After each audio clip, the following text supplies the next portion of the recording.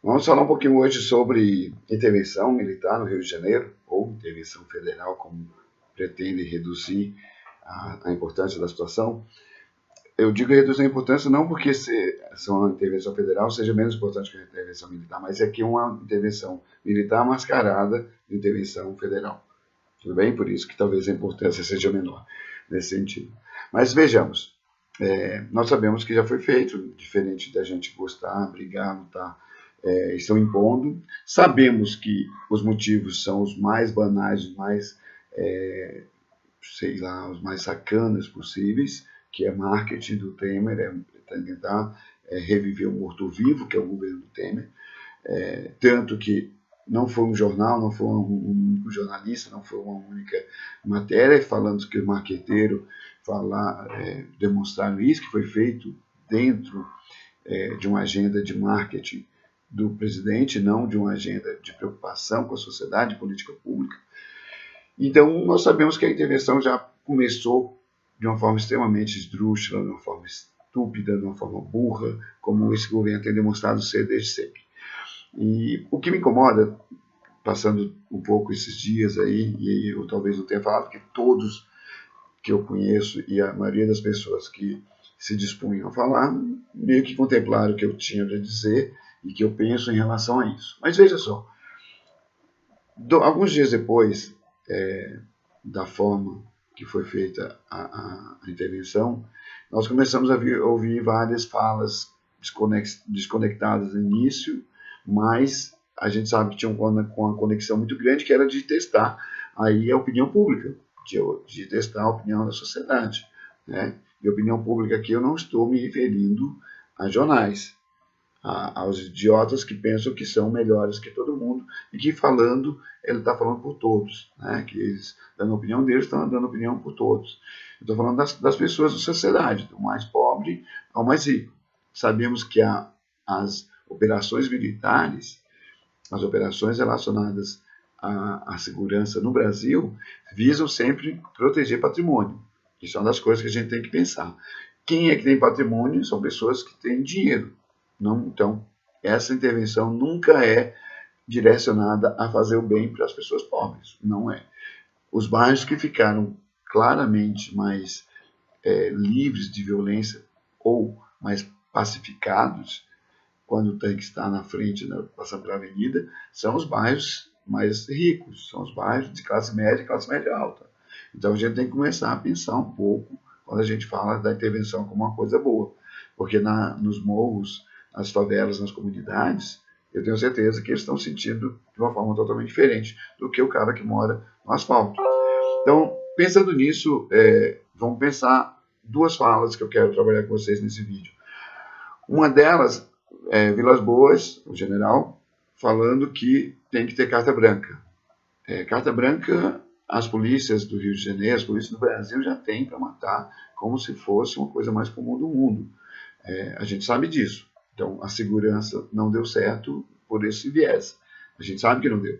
Se a gente parar a pensar, essa polícia existe matando desde a década de 60, quando a ditadura explodiu, e aí os policiais podiam montar os esquadrões da morte, Espírito Santo, São Paulo, qualquer outro lugar do Brasil, sem ninguém intervir. Então, veja só, a polícia sempre teve a licença de matar, só que agora ela está respaldada por muita gente da sociedade, porque não pensa ou não está pensando em que isso significa para si mesmo. O Vilas Boas está trazendo isso como se fosse um teste. Ele colocou, deu a opinião dele. Sabemos que ainda, por mais que não seja uma verdade, mas as Forças Armadas são vistas como uma das poucas instituições do Brasil com um pouquinho de credibilidade, não é 100%, todo mundo sabe disso, e a gente está vendo aí quantos generais, coronéis estão sendo presos a cada dia que passa. Nós vemos a mídia expondo isso, que nós não tínhamos até pouco tempo, né? Essas coisas eram decididas no tribunal militar, todo mundo via como se fosse uma coisa natural, a mídia não falava, não discutia, e os militares jogavam para baixo do tapete. Não está acontecendo mais, nós estamos vendo aí 150 milhões, quase 30 milhões na mão de são generais, não são políticos que assinam ali uma emenda, que não são políticos que assinam ali uma benesse para a empresa e depois recebe dinheiro. Está falando de general, que deveria só cumprir a função dele de general, né? Que não há nenhum poder constituído na república, não há nenhum poder constituído na democracia. É só uma força de repressão, no caso de uma guerra, ou uma força que o país tem que ter para poder defender fronteiras. Tudo bem? Pensando nisso, por que então que em uma ação, uma atividade interna, né, em uma operação interna, você precisa de licença para matar? É uma das coisas. E aí, isso trouxe várias outras falas que visavam, sim, serem pesquisas de que se o militar matasse alguém, ele seria respaldado pela sociedade como se fosse uma coisa natural. E eu estou dizendo isso porque logo em seguida o general Heleno aparece na televisão. Sumiu, um cara que ninguém nunca mais ouviu falar, só num círculo militar, provavelmente, que tinha voz, como aquele general Mourão, que já vinha também trazendo essa visão de que precisava ter uma abertura para as Forças Armadas tomarem o poder. Ele já falou muito sobre isso, de que podia intervir na institucionalidade, e aí o Mourão passa essa bola para frente, vem um Vilas Boas, que por mais que seja uma pessoa mais pacífica na forma de falar, mas que transmite essa mensagem, busca essa pesquisa, e logo em seguida vem o Heleno na Rede Globo falando todas aquelas sandices de que se eu tivesse um sniper eu mataria. Quer dizer, a ideia de segurança para esse cara não é uma ideia de segurança que nós precisamos. Ele só pensa em inimigo externo, como eles fizeram no Haiti. Nós precisamos pensar e repensar de novo o Haiti, porque na época que eles estavam lá, nós lutávamos contra a estadia dele lá. Porque a quantidade de crimes cometidos pelos soldados, tanto brasileiros como estrangeiros, no Haiti foram enormes. Agora não se fala mais disso, mas foram enormes.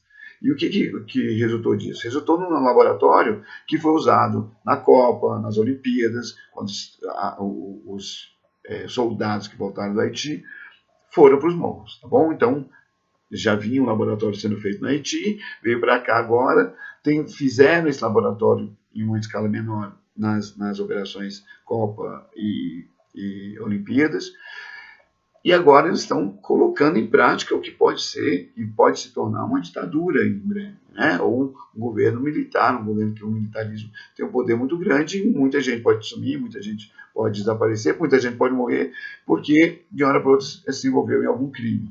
E se envolver em crime não quer dizer que o cara tem que morrer, tem que pagar, né? E é por isso que tem leis, é por isso que tem prisão. E é disso que se trata. Em seguida, Heleno testou isso, teve um respaldo da sociedade, um bom respaldo do ponto de vista deles, e Heleno voltou de novo agora, segundo uma coluna de um jornalista na Folha, o Heleno volta agora com uma conversa muito parecida, né? O Marco Aurélio Canônico vem dizendo que ele fala que quando começarem as operações pontuais, que vai realmente haver violência a partir das Forças Armadas, mas que os direitos humanos vão rechear e que eles não querem que ninguém chie. Ou seja, é o militar falando besteira, como sempre.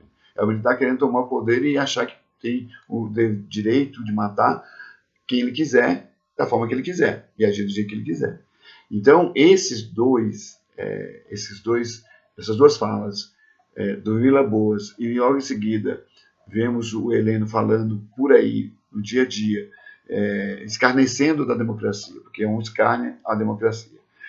Que ele não quer que esses direitos humanos, que é a única coisa que deve prevalecer dentro da democracia de verdade, que esses direitos humanos, as pessoas que querem os direitos respeitados da sociedade, fiquem quietos.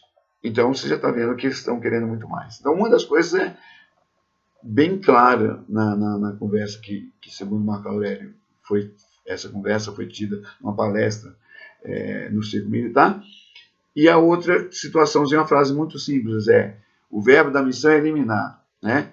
Ou bota na cadeia ou mata. A gente sabe que tem um bando de ignorantes falando isso, né? E a gente sabe que esses ignorantes no poder podem acabar com esse país. E é isso que a gente tem que começar a pensar, se vale a pena ter esse tipo de gente no poder. Se esse tipo de gente tem que ter tanto poder. Então, eu gostaria de convidar vocês para falar sobre isso, para discutir sobre isso e fazer de verdade uma inflexão, de verdade pensar com criticidade. Até que ponto a gente vai aceitar isso, né? Então, nós temos um Temer que é um governo morto, é um morto-vivo, literalmente é um morto-vivo. É um governo que não tem saída do ponto de vista da aceitação, ele é um rejeitado, e nós sabemos que isso tem que mudar. Então, estou convidando vocês para bater esse papo, para a gente poder levar mais à frente essa discussão de que país nós temos e que país nós queremos. Que democracia nós temos e que democracia nós vamos ter no futuro. Para a gente, para os nossos filhos, para os nossos netos e para as gerações futuras. Porque o que nós tomamos decisão, o que nós respaldamos agora, vai matar muitas décadas no país. Vai matar muitas gerações nesse país. Então, gente, vem comigo, vamos debater, vamos conversar.